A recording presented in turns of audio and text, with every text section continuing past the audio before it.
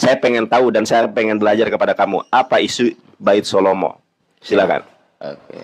Isi dari Bait Salomo itu ada 3 ruangan. Pakai timer. Pakai timer. Saya duluan. Pakai data, pakai timer ya. Saya duluan. Iya, silakan. Iya, kamu duluan. Oke, Nandar ya. Semoga Nandar ini mengerti ya. Nandar, ini Bait Salomo ya. Bait Salomo itu berisikan ada 3 ruangan, Nandar. Ini bait suci. Dalam 3 ruangan ini, Nandar, ada ruangan Maha Kudus, ya, ruangan kudus, dan juga ini pelataran. Nah, di dalam ruangan Maha Kudus ini ada berisikan tentang namanya tabut perjanjian. Nah, tabut perjanjian ini namanya dalam bahasa Ibrani Aron Haberit nih. Nah, kemudian kita perhatikan, Nandar, di ruangan kudus ini berisikan meja roti sesajian. Ini jadi ada tabernakel ini, namanya tabernakel di sini. Kemudian ada ukupan di sini, Nandar. Ini kita sudah diskusi ulang-ulang. Ini misbea, ya, mesbah, ya.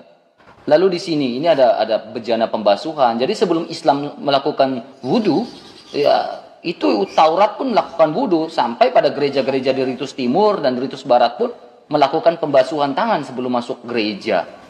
Ya, itu ada, ya Nandar ya. Jadi kalau kamu tanya, apa isi dari Bait Salomo? Isi dari Bait Salomo itu. Tabut perjanjian ini berisikan Aron Haberit ini berisikan tabut perjanjian Allah, 2 loh batu. Gitu Nandar. Tabut perjanjian ini tidak pernah berisikan patung Hubal.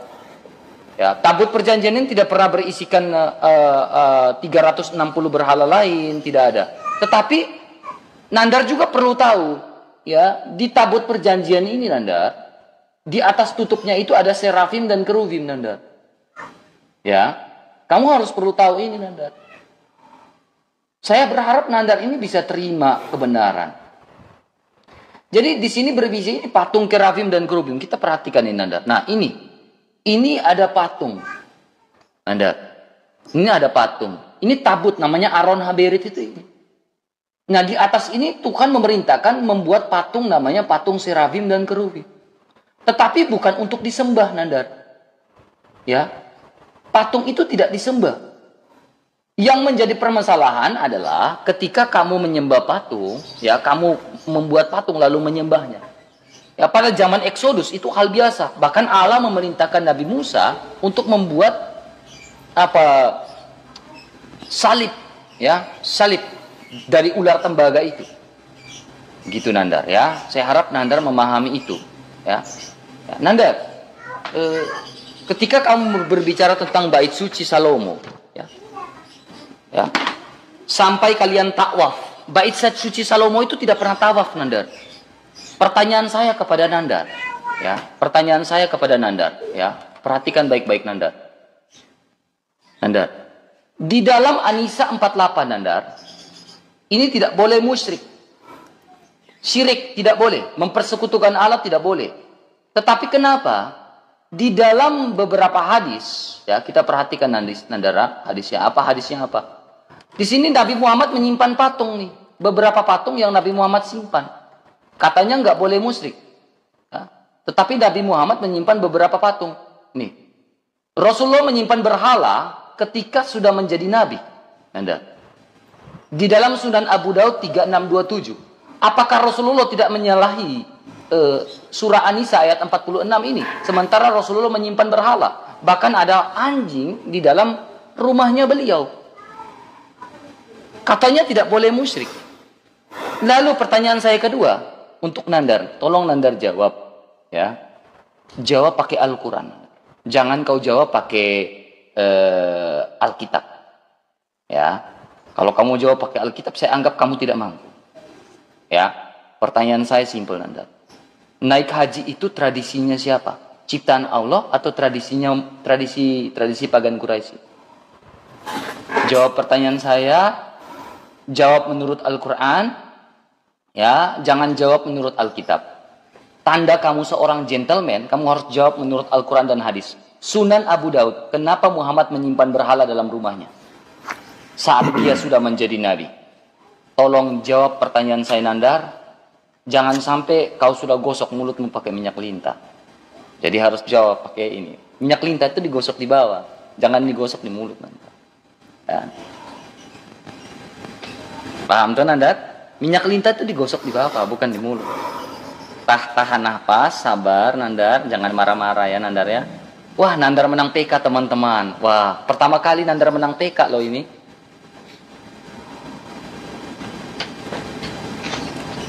Oh, Nandar kalah PK juga. Kasihan Nandar. Oke. Paling kurang kalau kalah debat, kalah menang PK lah Nandar ya. Oke. Silakan Nandar. Santun ya Nandar ya dengan saya ya. Ya emang santun, dari tadi saya santun kok, diem aja. Ya, ketika saya berbicara mute ya suaramu ya. Pakai Al-Quran ya, jangan Alkitab ya. Ya, debat itu universal. RK bertanya sesuatu yang tidak dijelaskan, itu hadis apa? Hadis itu ada hadis maudhu, ada hadis sohih, ada hadis hasan. Tunjukkan hadisnya. Katanya Nandar, saya berdebat pakai buku, ini sudah ada bukunya. Tunjukkan dong hadisnya.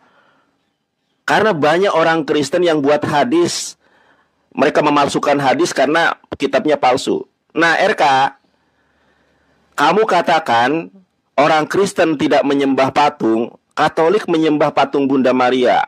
Bahkan Yosua di dalam Bible mengajarkan menyembah patung. Saya tunjukkan ayatnya.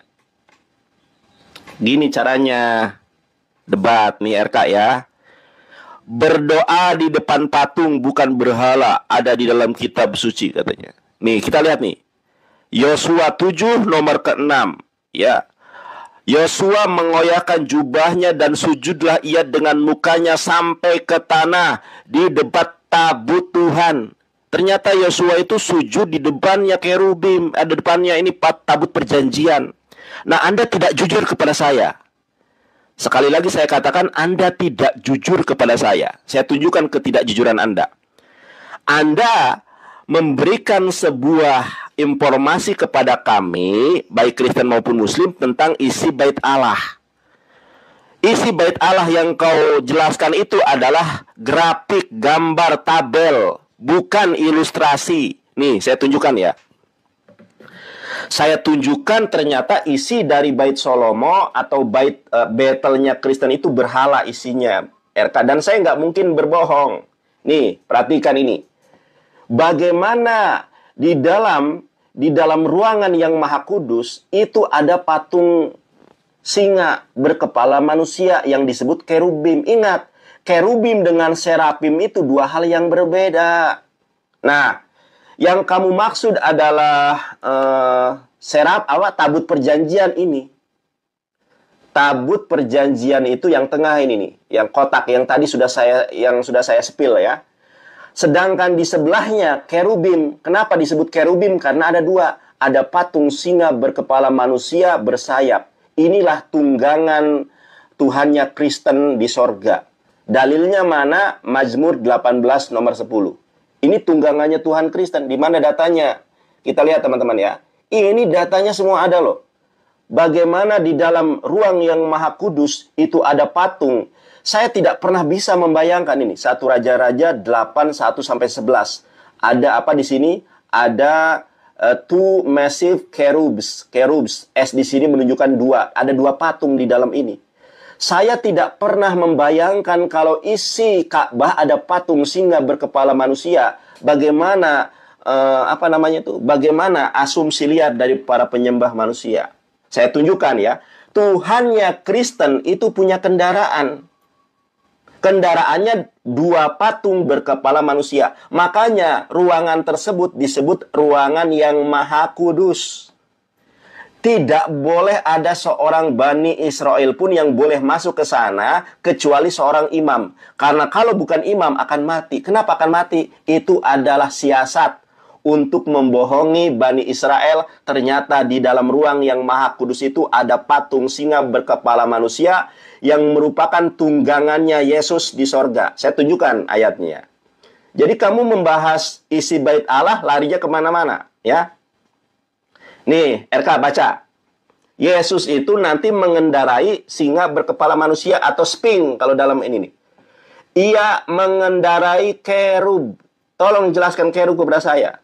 Nah, saya akan jelaskan kepada Anda isi dari Ka'bah. Nah, Isi dari Ka'bah. Kalau kita lihat, sebentar ya, saya tunjukkan data kepada kamu. Kalau isi dari Ka'bah, nih teman-teman. Kalau kita lihat Google sekarang, isi dari Ka'bah itu kosong. Di Ka'bah itu nggak ada apa-apanya tuh. Hanya lampu-lampu ini.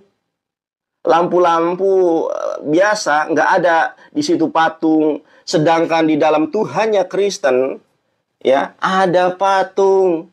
Namanya patung kerubim. Ternyata ini kendaraan Yesus di sorga. Ada datanya, ini datanya nih.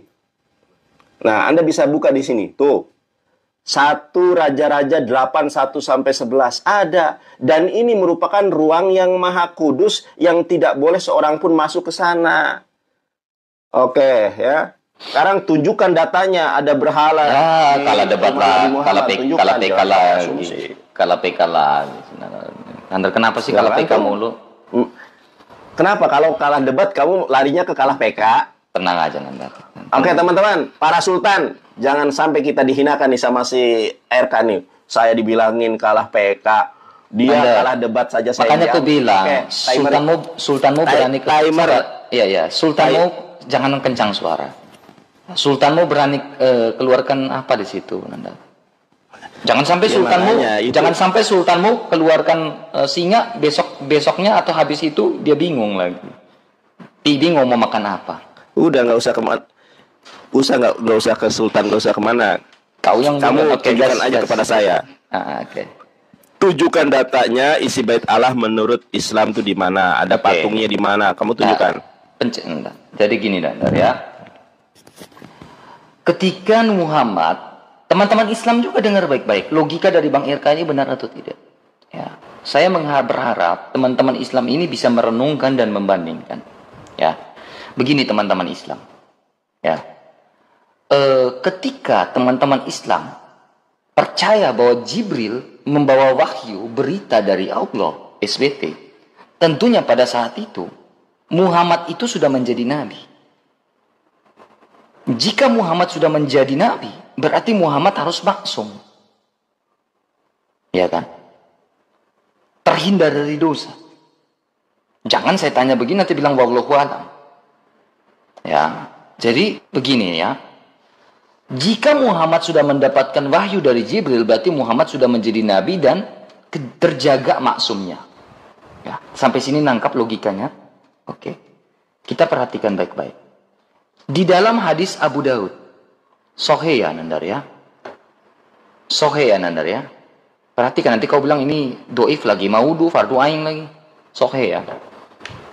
Ya, Nandar perhatikan. Rasulullah bersabda, Jibril alaihissalam datang menemuiku dan berkata, tadi malam aku datang untuk menemuimu dan tidak menghalangiku untuk masuk kecuali apa? Nandar, nanti kau tanya lagi. Kecuali apa? Patung yang ada di atas pintu. Di dalam rumahnya juga ada satir tipis yang bergambar patung. Serta terdapat anjing. Rasulullah pelihara anjing nih. Sudah jadi nabi, Rasulullah masih pelihara anjing.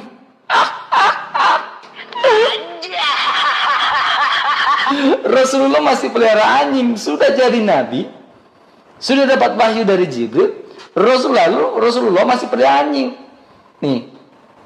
Lalu ada patung di rumahnya Rasulullah.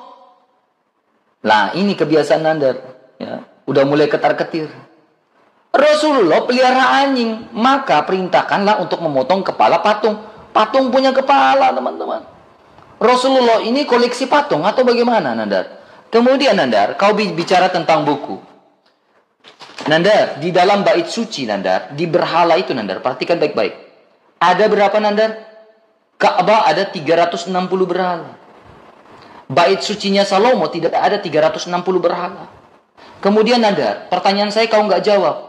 Naik haji pasti kau bilang perintah Allah. Sementara naik haji di sini, tradisi diciptakan oleh siapa? Amr bin Luhai.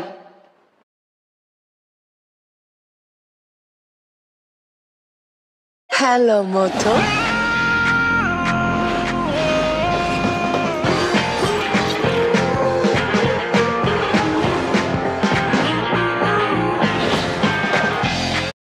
Amr bin Luhai. naik haji, takwaf. Jika Allah itu memerintahkan naik haji, kenapa Allah memerintahkan naik haji kepada 360 berhala? Ini buku Sirah Nabawiyah Mubarakfuri. Nandar, halo Nandar. Halo Nandar. Lihat saya, Rasulullah pelihara anjing. Katanya Nabi, kok pelihara anjing sih? Katanya Nabi, kok ada patung di rumahnya? Katanya Rasulullah terjaga masumnya. Kok ada patung di rumahnya? Kedua, Nandar, orang Katolik tidak pernah menyembah patung. Kalau orang Katolik menyembah patung, mungkin orang Katolik itu zaman Exodus itu hal biasa, Nandar. Dan bagaimana mereka melukiskan keimanan mereka itu lewat lukisan dan juga lewat patung-patung. Ya, tetapi bukan berarti lukisan dan patung itu kami sembah. Tidak ada. Nandar jangan kemana-mana. Jawab dulu pertanyaan saya tentang naik haji itu. Jika Allah itu SWT, Allah Abraham, Allah Ishak, Allah laki Yakub, Nandar, tidak pernah menyuruh untuk menyembah di dalam bait suci itu tidak ada, Nandar, namanya Hubal. Nah, terus ketiga, Nandar, poin ketiga. Poin ketiga, Nandar mulai ketar-ketir. Poin ketiga, Nandar. Apakah batu Hajar Aswad itu bagian dari 360 berhala di zaman pagan-pagan Quraisy? Nandar, 3 pertanyaan saya tolong jawab. Apakah batu Hajar Aswad yang bisa menghapus dosa sehabis-habisnya itu adalah bagian dari 360 berhala?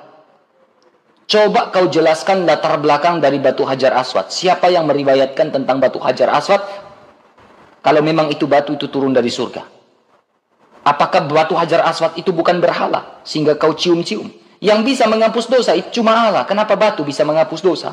Jadi siapa yang menyembah berhala? Orang Katolik tidak bilang batu menghapus dosa. Orang Katolik tidak pernah bilang patung menghapus dosa. Tetapi Islam berani mengatakan dalam hadisnya, kalau batu bisa menghapus dosa. Cuma Islam.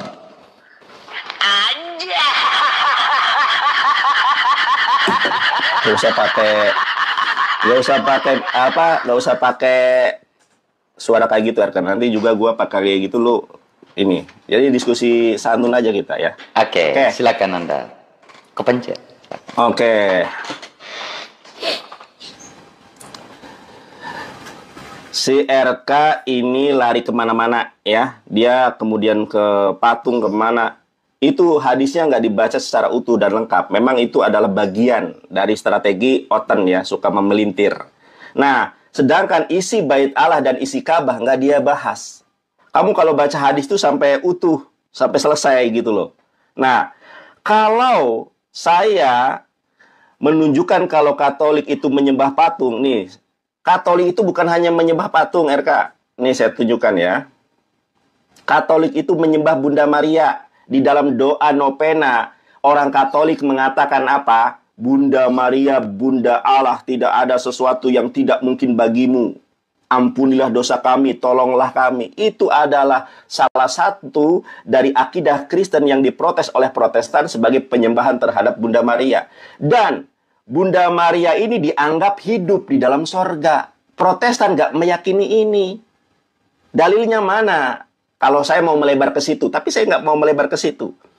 Kalau Anda tadi menunjukkan sebuah hadis, tolong hadisnya dibaca sampai selesai. Jangan dipotong-potong semacam itu. Kedua, nih saya jelaskan kepada Anda. Kita sedang membahas bait Salomo dan Ka'bah. Nah, di dalam Islam tidak pernah diajarkan bahwa Hajar Aswad itu menghapus dosa. Tidak ada. Kalau di dalam Islam itu yang menghapus dosa itu adalah amal perbuatan. Quran surat Al-Ahzab ayat 71 sampai 72. Kemudian man soma Ramadana imanan wahtisaban ghufir lahu ma taqaddama min dambi. Siapa yang bulan puasa di bulan Ramadan dengan penuh keyakinan dan pengharapan, maka itu menghapus dosa. Bukan puasa yang menghapus dosa, tapi amal perbuatannya. Sama, mencium batu Hajar Aswad juga batu tidak menghapus dosa, tetapi amal perbuatanlah yang menghapus dosa. Saya tidak berbicara tentang itu dan saya tidak mau lari kemana-mana. Yang saya ingin tanya kepada saudara, ini fungsinya apa? Coba Anda perhatikan ini. Di dalam bait Allahnya Kristen ada 2 patung singa, namanya kerubim. Dan kerubim ini adalah patung hewan yang menjadi tunggangan Yesus di dalam sorga. Baca Mazmur 18 nomor ke-10, baca. Ini ada berhala loh. Makanya saya tidak pernah bisa membayangkan kalau di dalam Ka'bah ada patung singa semacam ini. Ini semuanya ada datanya. Kamu cari aja ya isi bait Allah. Ini kan Solomon's Temple kan? Solomon Temples. Nah ini loh. Ini coba kamu lihat di sini. Ada patung singa loh. Nah, ada patung singa. Tolong dijelaskan ini patung singa. Kerubim. Ada enggak? Ada enggak di dalam Islam di Ka'bah itu patung singa? Justru hadirnya Rasulullah SAW itu untuk memberantas berhala-berhala yang ada di bait suci. Tetapi kalau Kristen dan Yahudi memelihara berhala. Makanya di ruang Maha Kudus itu gak boleh ada seorang pun yang masuk ke situ kecuali para imam. Kecuali imam. Kenapa? Karena di dalam ruang yang Maha Kudus ada patung berhala yang menjadi tunggangan Yesus. Ternyata itu adalah mitologi Yunani, namanya Sphinx, ya. Mitologi Yunani yang diadopsi oleh Bible. Sphinx namanya. Sphinx itu adalah patung singa berkepala manusia. Nah, Anda tidak menjelaskan itu kepada kami.